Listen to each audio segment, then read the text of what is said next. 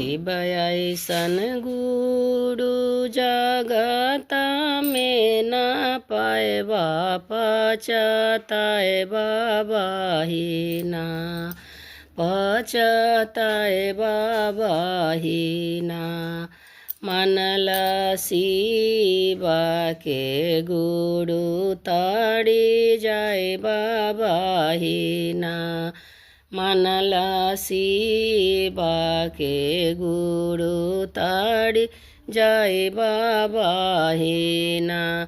धन दौलत कुछ काम न आए तो पचताए बाबा ही ना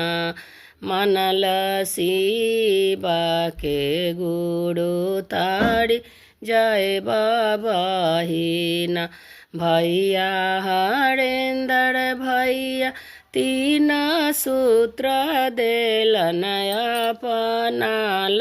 बहिना दीदी नीलम दीदी चर्चा फाए लबलन मानी लिहा बहिना बहिना पहिला में दाया मांगी है दूसरा में चर्चा तीसरा में नामन पड़ नममा करी लिहा बहिना बहिना मसीब के गुरु बनाला बहिना शिव ऐसन गुरु जगत में न पाए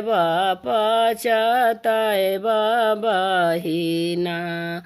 मनल शिव के गुरु ताड़ी जाए बाबा ना मनल शिव के गुरु ताड़ी